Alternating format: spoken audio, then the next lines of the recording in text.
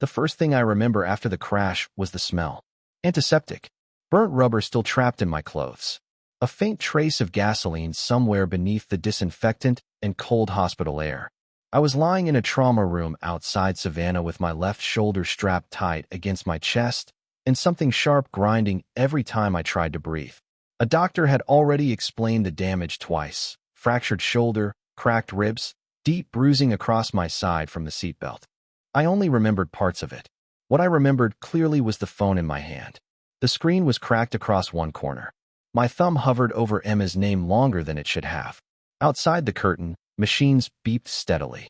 Nurses moved through the hallway, speaking in low voices that sounded strangely calm compared to the chaos still echoing in my head from the interstate. I typed slowly. "I'm in the hospital. Come." That was it. No drama. No accusation. No explanation. Just come. The message showed delivered almost instantly. Then the typing bubble appeared. For a second, I actually felt relief. Real relief. The kind that loosens your chest before you even realize you've been holding tension there. Her response came less than 10 seconds later. "I can't leave right now. I'm at dinner with Trevor." A second message followed immediately after. "They're still running tests anyway. I'll check on you later." I stared at the screen for a long time. Not angry.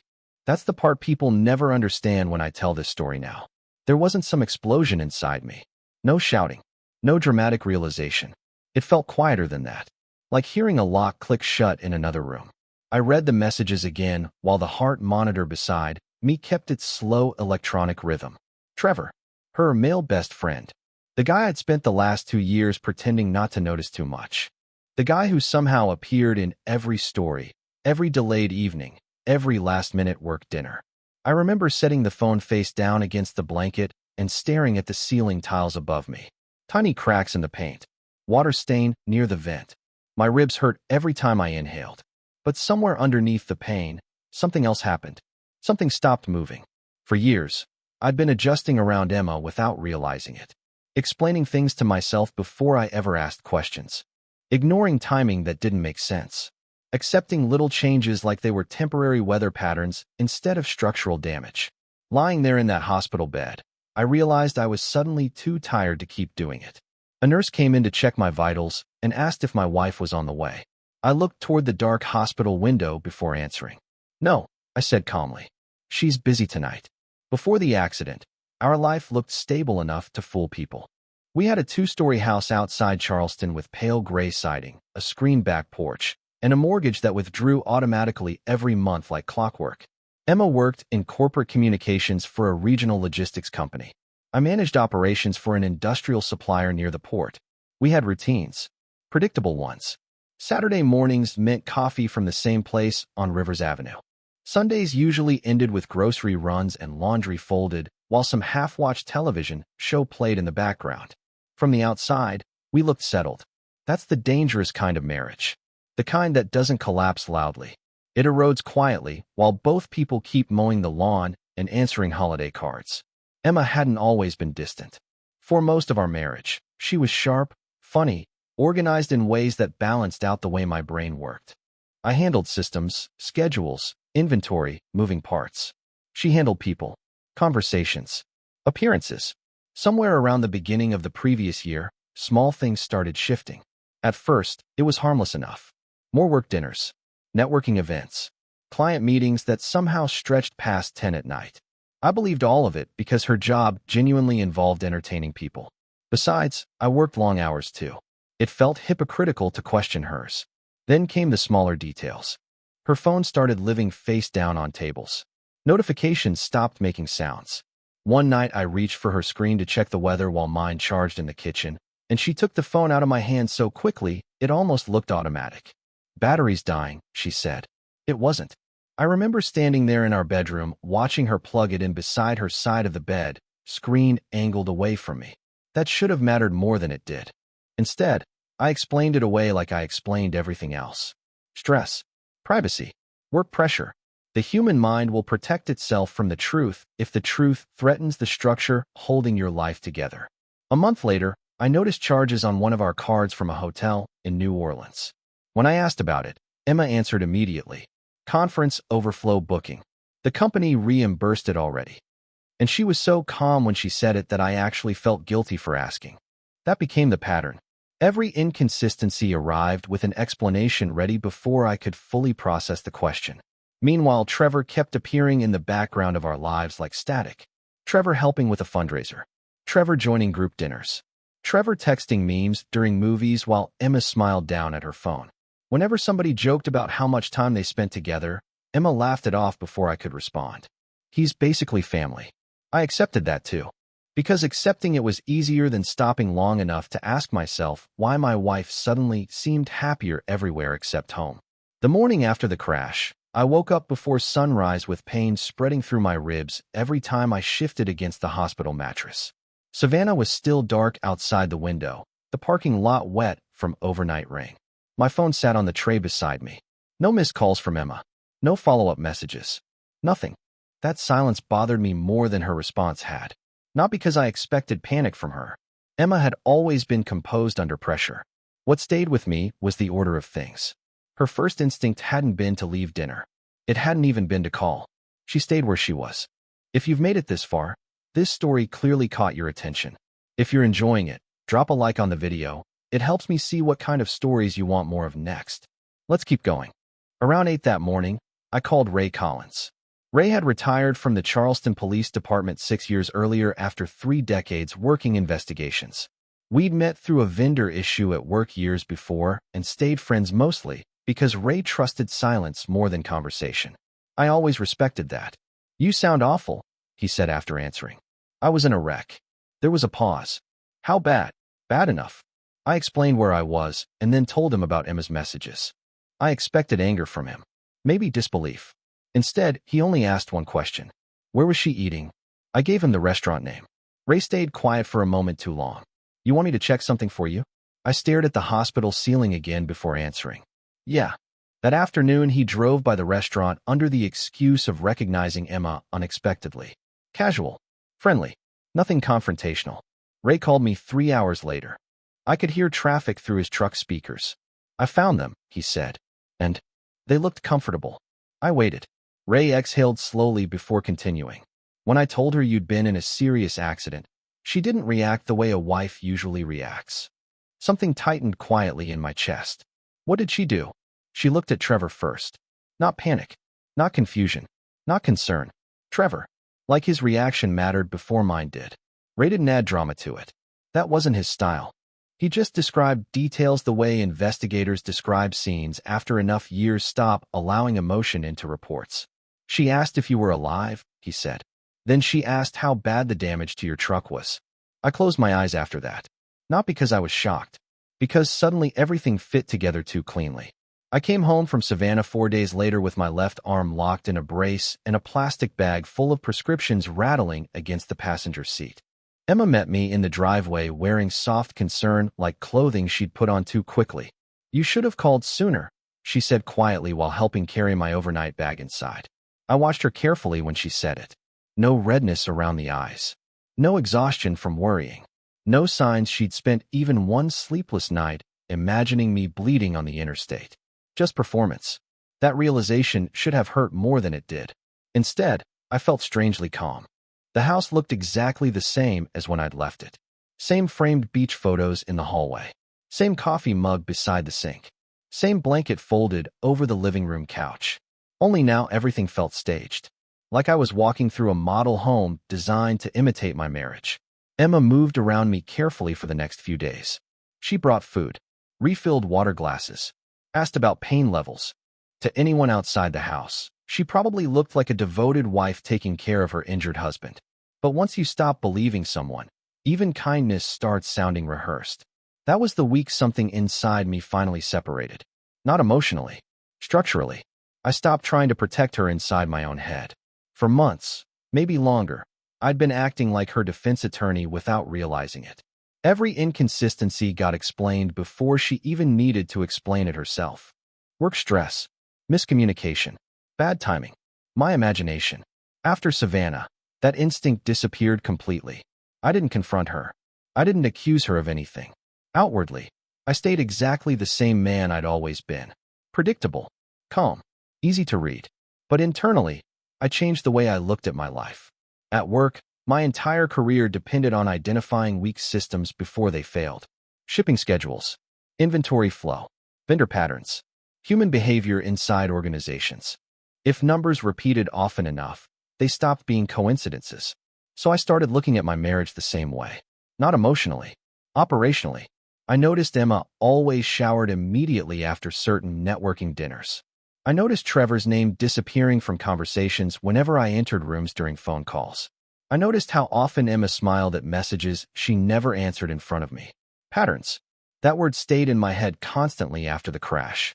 Patterns explained more than arguments ever did. One night, Emma fell asleep beside me while a television show played softly in the background. I lay there listening to her breathing and realized something that should have devastated me. I no longer wanted reassurance. I wanted accuracy. Once I stopped searching for explanations, the details became impossible to ignore. Patterns started surfacing everywhere. I spent the first 2 weeks after the crash mostly at home recovering, which gave me something I hadn't had in years: uninterrupted time to observe. Emma still left for work around 8 every morning, still kissed my forehead before leaving, still played the role she thought I needed to see. But routines expose people eventually. Every Tuesday, she stayed overnight in New Orleans for what she called regional planning meetings. Same hotel chain, same timing, same vague explanations whenever I asked normal questions. One afternoon, while reviewing our joint account activity, I noticed something strange. The hotel charges always appeared alongside rideshare payments originating from the same neighborhood downtown. Trevor's apartment was 3 blocks away. I checked 3 months of statements. Every Tuesday matched perfectly. That should have been enough by itself, but once your eyes adjust to dishonesty, you start seeing it layered everywhere. Emma's work reimbursements didn't align with her travel dates. Restaurant charges appeared hours after meetings supposedly ended. There were duplicate fuel purchases on days she claimed to stay inside conference centers the entire evening. Nothing dramatic, just precision-level inconsistencies. I never confronted her about any of it. I simply documented everything quietly inside a spreadsheet on my laptop the same way I tracked supply failures at work. Dates, locations, receipts, timing. The emotional part of me kept waiting to feel rage. Instead, I mostly felt tired. Jake noticed it before anyone else. My son had just turned 16 and had inherited Emma's ability to read rooms before people spoke. One night, he sat at the kitchen island while I sorted paperwork beside him. Rain tapped softly against the windows behind us. "You and Mom okay?" he asked casually. I answered without looking up. "Why?" He hesitated too long. Then he said something that changed the shape of everything. "Last spring, I saw Mom with Trevor at the casino outside Lake Charles." I stopped typing. Jake kept staring down at his phone while he talked. "They didn't see me. I was there with Mason's family for his birthday. I thought maybe it was work or something." My chest tightened slowly. When was this? Couple months before school ended. Months. That meant the lies reached back further than I'd realized. Jake finally looked at me then, uncomfortable in a way teenagers rarely admit openly. I didn't say anything because she acted normal after. I nodded once. That was probably the right call. But after he went upstairs, I sat alone in the kitchen listening to rain hit the roof, while another timeline quietly rearranged itself in my head. Up until then, I still viewed everything as a marriage collapsing in slow motion. 2 people, bad decisions, lies stretched too far. That illusion disappeared the night Ray called me after 10. "You sitting down?" he asked. I was at the kitchen table reviewing another month of account records while Emma slept upstairs. "Go ahead." I ran Trevor's name through a few old contacts, Ray said carefully. "Your wife's affair may not be the biggest problem attached to him." I leaned back slowly. Ray explained that Trevor had been quietly tied to a consulting network operating between Charleston and Louisiana political donors. Real estate deals, contract steering, shell nonprofits moving money through campaign fundraising events. Nothing flashy enough for headlines. Just enough irregularity to attract attention from the wrong people. "What does that have to do with Emma?" I asked. "That's what you need to figure out." The next week, pieces started connecting faster than I expected. Emma's company handled logistics contracts tied to several municipal projects near Baton Rouge. Trevor's consulting firm appeared repeatedly inside vendor correspondence I found stored on our shared desktop backup. The same names surfaced across reimbursement reports, conference invitations, and private dinner receipts. Then another person entered the picture. Trevor's wife. Her name was Allison. I spoke to her for the first time through a quiet phone call arranged by Ray. No yelling. No dramatic confrontation. Just two exhausted people comparing timelines that matched too perfectly to deny. She already suspected Trevor was cheating. What she hadn't realized was how much money moved around him at the same time. He keeps burner phones, she told me flatly. And he suddenly started talking about investment opportunities 6 months ago.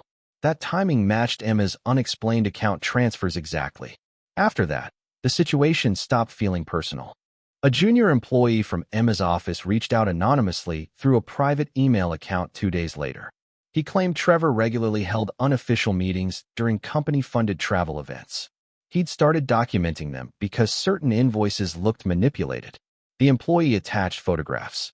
Emma appeared in several of them beside Trevor at restaurants nowhere near conference venues. In one image, a local councilman from Louisiana sat directly across the table from them reviewing paperwork. Another photo showed Trevor handing cash envelopes to a contractor outside a parking garage in New Orleans. I stared at those pictures for a long time. Not because I was shocked anymore. Because betrayal had expanded beyond marriage into something colder and larger. Affairs are chaotic. Corruption is organized. And suddenly both were sitting inside my dining room at the same time, while Emma slept upstairs believing I still knew almost nothing. I invited Emma to dinner 3 weeks later. Same restaurant outside Savannah where she'd stayed seated beside Trevor while I lay in a hospital bed trying to breathe through cracked ribs. She didn't hesitate when I suggested it. I think part of her believed the silence between us meant surrender. People mistake calm men for defeated men all the time.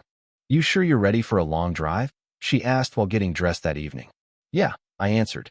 "I think it's time we talked." That sentence changed her posture instantly. Hope is dangerous when people think they still control the narrative. She spent extra time getting ready. Dark green dress. Gold earrings I bought during a Charleston anniversary trip years earlier.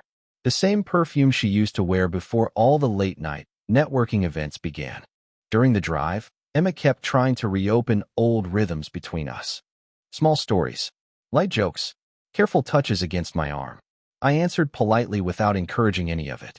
By the time we arrived, the sun had disappeared behind the river, and the restaurant windows reflected soft amber light across the parking lot. Emma smiled when the hostess led us toward the private dining room in the back. That smile vanished the second she stepped inside. Trevor's wife sat at the far end of the table beside two attorneys. An HR director from Emma's company sat near the window reviewing documents quietly. Ray leaned back in his chair with folded arms while another woman from corporate compliance organized folders beside him. And Trevor himself sat motionless near the center of the room, looking like he hadn't slept in days. Emma stopped walking. For a moment, nobody spoke. Then she turned toward me slowly.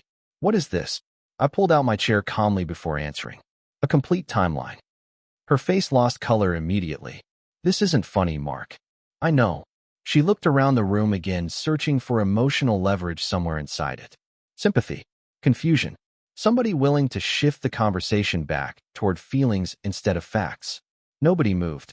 The attorney nearest me opened a folder. Hotel receipts. Expense reports. Photographs. Bank transfers. Travel records. I spoke quietly while Emma stared down at the paperwork spreading across the table. Every Tuesday in New Orleans. Casino trip in Lake Charles. Unauthorized reimbursements linked to Trevor's consulting network. Private meetings during municipal contract negotiations. Each sentence landed like another brick placed carefully into position. Emma finally looked at Trevor. Not me. Trevor lowered his eyes immediately. That detail mattered more than anything she could have said. "Mark," she whispered, "this isn't what you think." I met her stare evenly across the table. "The problem is," I said calmly, "it's exactly what I think." After the dinner in Savannah, I stopped pushing entirely. That was the strange part. For months, I'd imagined confrontation would feel explosive, that exposing everything would release some buried anger I'd been carrying since the hospital. Instead, once the truth reached daylight, events began moving without me. Trevor was suspended from consulting operations less than 48 hours after the meeting. Internal auditors seized company devices, froze several vendor accounts, and began reviewing reimbursement chains tied to Louisiana contracts. The investigation spread quietly at first. Then not quietly at all. A local reporter picked up irregularities involving campaign fundraising dinners connected to Trevor's network. 2 contractors resigned before formal interviews even began. One councilman suddenly announced an early retirement citing family priorities. People always disappear faster than expected once documentation enters the room. Emma tried contacting me constantly during the first week. Long messages, missed calls, emails sent after midnight. At first, she framed everything emotionally. You embarrassed me. You blindsided me. You never talked to me. But facts have weight emotions can't lift once they settle into place, especially documented ones. By the second week, her messages changed tone completely. She wanted to explain, clarify, contextualize. That word appeared often. Context. As if betrayal became less real once enough vocabulary surrounded it. I answered almost none of it. Not because I wanted revenge. Because I finally understood something important. People reveal their real character most clearly after consequences arrive. Trevor's wife filed for divorce within 10 days. Ray told me Trevor moved into a furnished apartment near Baton Rouge while attorneys negotiated financial exposure tied to the consulting network. Emma's social circle shifted even faster. Women who once filled our house during holidays suddenly stopped commenting on her social media posts. Invitations disappeared.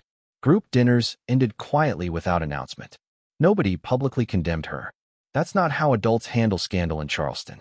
They simply create distance and let silence perform the punishment. Jake noticed it too. One evening he looked up from the couch and asked, "Why does Mom keep acting like this happened to her?" I thought about that before answering.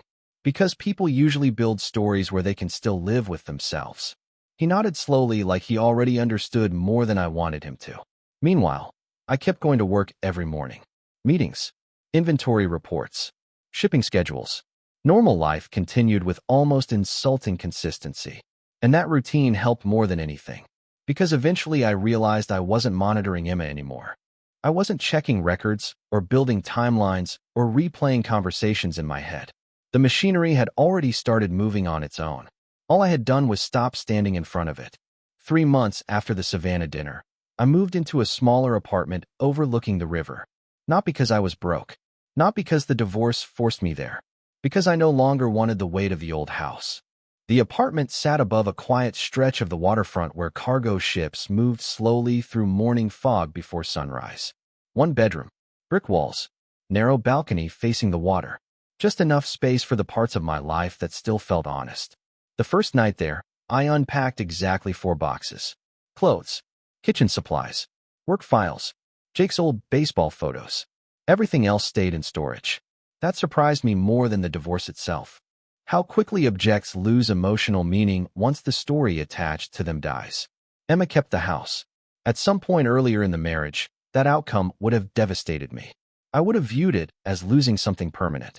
Proof that my life had failed publicly. But by then the house already felt contaminated with explanations. Every hallway carried memories I no longer trusted completely. Even good moments started feeling edited after enough lies surfaced around them. The divorce finalized quietly in Charleston family court on a gray Thursday morning. No dramatic arguments. No emotional speeches. Just signatures. Emma looked smaller than I remembered sitting across the room beside her attorney. Not physically smaller. Dimmer somehow. Consequences exhaust people differently than guilt does. She tried speaking to me once before we left. I never meant for any of this to happen. I believed her. That was the tragic part. Most destruction doesn't begin with intention. It begins with selfishness repeated long enough that reality finally collapses underneath it. I nodded politely and walked out before she could continue. Afterward, I drove back toward Savannah with the windows down despite the cold air rolling off the river. For the first time in years, my mind felt quiet. Not happy. Peace and happiness aren't the same thing. I still thought about the crash sometimes. About the hospital room. About staring at my phone while Emma chose dinner with Trevor over driving to Savannah. But those memories no longer replayed, endlessly searching for different outcomes. That cycle finally stopped. One evening near sunset, I stood alone on the apartment balcony watching lights reflect across the water while a container ship moved slowly toward open ocean. And I realized something simple.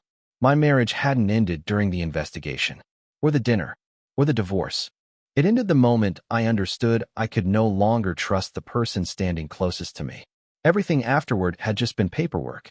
A few months later, Savannah stopped feeling temporary. I developed routines without realizing it. Coffee from the corner shop near River Street before work. Morning walks along the waterfront while cargo cranes groaned awake in the distance. Quiet dinners eaten without television filling the room. For a long time after the divorce, I avoided conversations longer than necessary. Not intentionally. I just got used to silence after spending years decoding somebody else's version of reality. Then one Saturday morning, I noticed a woman painting near the riverfront wall beside an old shipping warehouse. Large mural work. Bright colors stretched across concrete in unfinished shapes. Marsh grass, shrimp boats, sections of blue water blending into sunrise tones. She wore paint-stained jeans and had streaks of green across one wrist where she'd wiped her hand absent-mindedly. I stopped walking mostly because the mural was good. She glanced down from the ladder briefly. "You're staring like you hate it," she said. "I'm staring because it's better than the wall was." That made her laugh. Her name was Claire. She traveled through coastal cities restoring public spaces and taking commission projects when she needed money between larger installations. Over the next few weeks, our conversations became part of my mornings. Nothing heavy. Weather, coffee, her work, my job, normal things. One morning, she asked why I always walked alone before sunrise. The old version of me would have answered carefully, measured, filtered. Instead, I surprised myself. I spent a long time living inside something that already ended, I told her honestly. Took me a while to notice. She leaned against the half-finished mural quietly for a second before speaking. And now, I looked out across the river where sunlight had started breaking through low fog drifting over the water. Now I think I'm finally outside it. Claire nodded like that answer made complete sense. And standing there beside wet paint and river air and the sound of gulls somewhere overhead, I realized something I hadn't felt in years. Not relief. Not revenge. Freedom. Not because I forgot what happened. Because I finally stopped carrying it everywhere I went. That's the end of this story. If you made it all the way here, consider subscribing to stay with us. I've placed a couple of recommended videos on screen for you. Pick one and keep watching. I'll see you in the next story.